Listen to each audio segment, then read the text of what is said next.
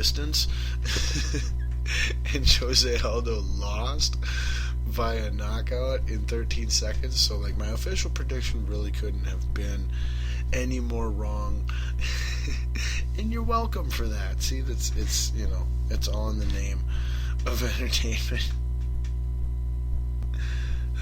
But I also did say that I could see Conor McGregor winning. There were several fights that to me were a coin flip, and this was a great card. And I said that this was a great card, not just the main event.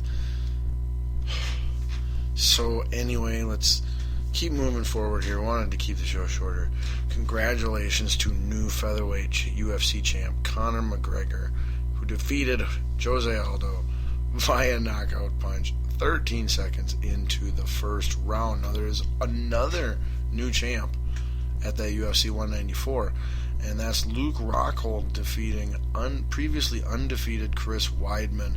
Rockhold won via technical knockout, ground and pound in round 4. We also had Yoel Romero. Oh, that was a great fight too, by the way. That was another one to me. It felt like was a toss-up, Weidman and Rockhold. And my source, I was talking to him before the fight, actually. Didn't have a chance to talk to him before the show last week, but talked to my source before the fight, and he said, you know, he was just, he had a feeling about Rockhold, that Rockhold was going to be the guy to beat Weidman. And sure enough, he was right. We had Yoel Romero defeat Ronaldo Souza. I don't remember who I picked there. And it was via split decision. Demian Maia defeated Gunnar Nelson via unanimous decision. Max Hollowell, who I had on my DraftKings money winning fantasy team, he defeated Jeremy Stevens via unanimous decision. And then on the undercard, the biggest fight, well, there was some big fights on the undercard first off. But we'll start undercard bottom up. First fight on the undercard, we had Court McGee defeating Marcio Alexandre Jr. by unanimous decision. Then we had Yancy Medeiros defeat John Makdessi by a split decision.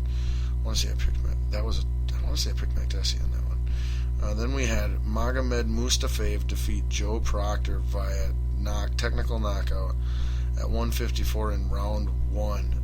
I want to say I had Proctor on my team and still won money in spite of it. Leonardo Santos defeated Kevin Lee via TKO at 326 of round 1. Warley Alves defeated Colby Covington via submission, a guillotine submission, at 126 of round 1. So 3 great, exciting first round finishes there in a row. Then we had Tisha Torres defeat Jocelyn Leibarger via unanimous decision, all 30-27s. And then in the undercard main event, we had Uriah Faber defeat Frankie Saenz. I want to say I picked Saenz via unanimous decision, 29-28, 29-28, 30-27. So congratulations to all the UFC 194 winners, especially the new champs, Luke Rockhold and Conor McGregor. And, you know, sounds like everybody who was able to watch it, whether you paid for it or whether you watched it for free, definitely got your money's worth all in all. And, you know, it's a good time now to be in business just in general for both UFC and WWE. Got some momentum, got some stars with some buzz and some popularity and things like that. And hopefully both organizations can continue to put out good product, you know, and build on their success, because ultimately I find both of them highly entertaining and enjoy watching their products. And the more profitable they are, you know, it suggests that, you know, the more they can put into the product to continue to make sure that it is, you know, that they're doing at least what they can to make it a quality product. All right, well, let's put Balls on Fire officially out. And now, since it was kind of working in there anyway, let's go to Balls on Ice. We'll go from Balls on Fire to Balls on Ice. Minnesota Wild win tonight at home against the New York Rangers by a final score of 5-2. Dubnyk is back. He had been out for basically maternity leave for the past 4 or 5 games.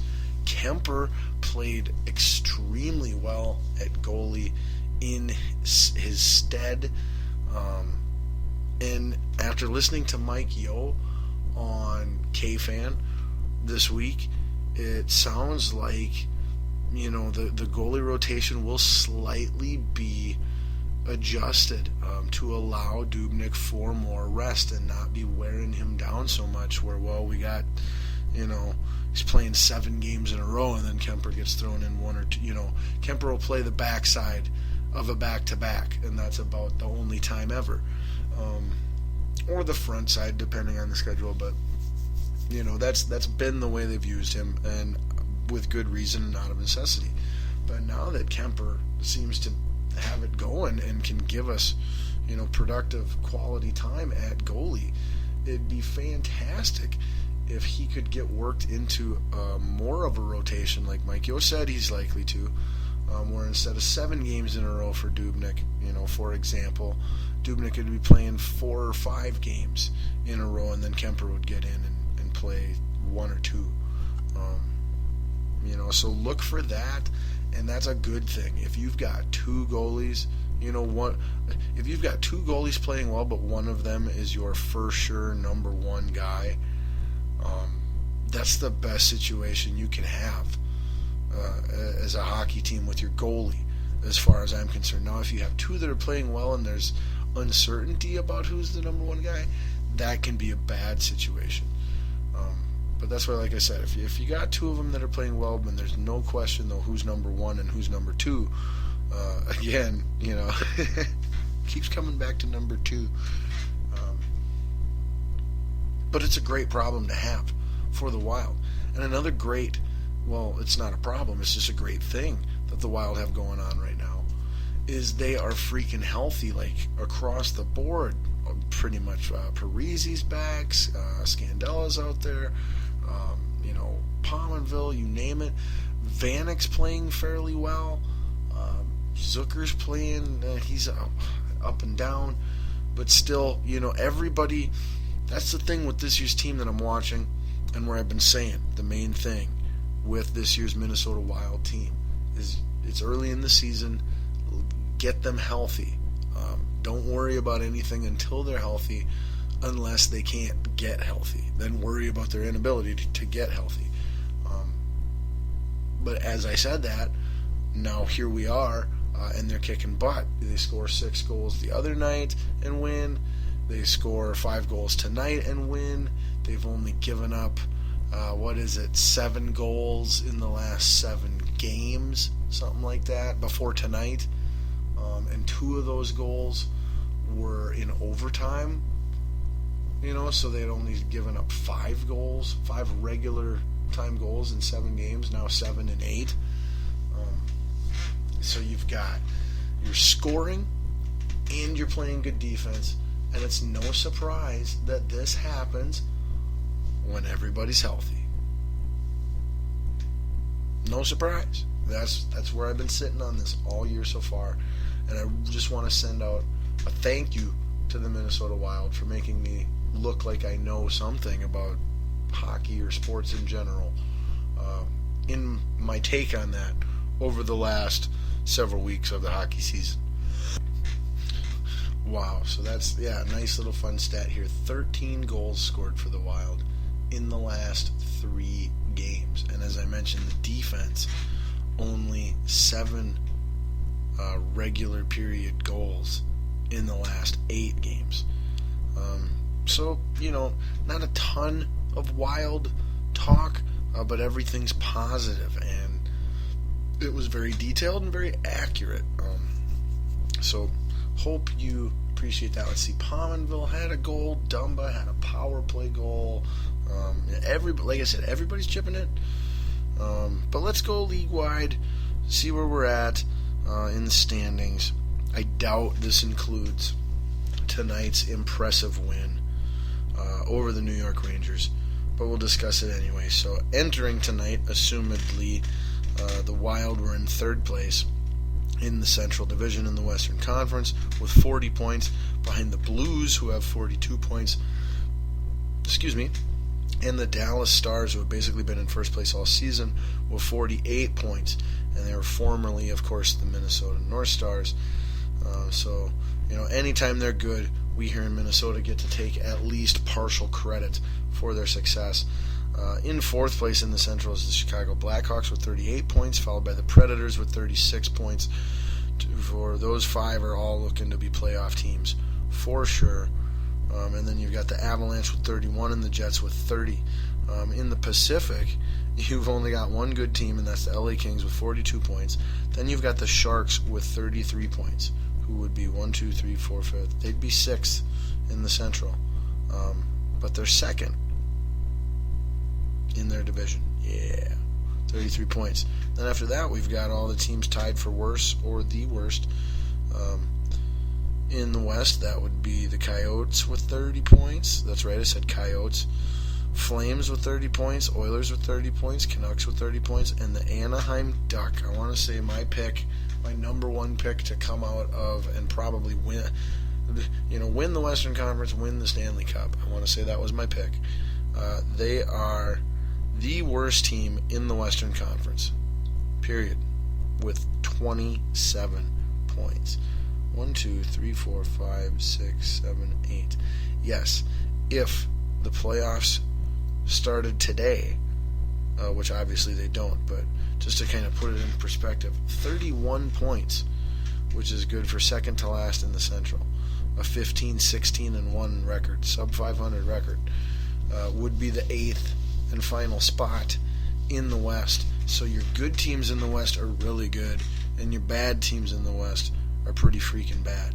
Over in the East, let's start with the worst team in all of hockey, and that would be one of my surprise team picks.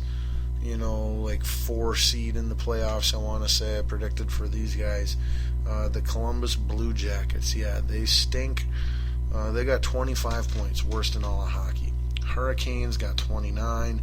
Penguins 33, Flyers 34, Devils 36, Islanders 41, Rangers 42, and the Capitals in first place of the Metropolitan Division at 46. At least that was a pick I had, right? So far. A lot of things can change, though. And then in the Atlantic Division of the Eastern Conference, we've got the Maple Leafs bringing up the rear at 27 points, Sabres at 31, and then we get to the Lightning at 35, Panthers at 36, Senators at 37, Red Wings at 38, Bruins at 38, Canadiens at 43. So 2, 4, 6, 8. So the 8 seed in the Eastern Conference would have 36 points compared to the Western Conference 31. So it gives you a little idea there of, more, all the playoff teams in the East, or their Eastern Conference is a little deeper and stronger of a conference. However, the Western Conference does have the best team in all of hockey, points-wise, that being the Stars. But the Capitals aren't far behind, and then the Canadiens would be behind them. So Eastern Conference, the better conference this year, but that's because the Pacific Division stinks. Central Division, still the best division in all of hockey. All right. So Balls on Ice is officially done now. Where else should we go? I know. How about a show plug before we get too much farther? Thank you for listening to Balls Deep Sports Talk. That's the name of this show, Balls Deep Sports Talk. We call it that because I'm your host, Scotty Ball. It's B-A-L-L''S. Nothing sick and, perverted and pun-based and, lowbrow humor. No, nothing of that nature going on here whatsoever. And again, for the time being, we're being brought to you on the Spreaker app, SoundCloud, and YouTube. WNLMradio.com be up and running, hopefully sometime to start the new year, if not sooner. And like me and friend me on Facebook at Scotty-Ball, and follow the show on Twitter at BDST Show.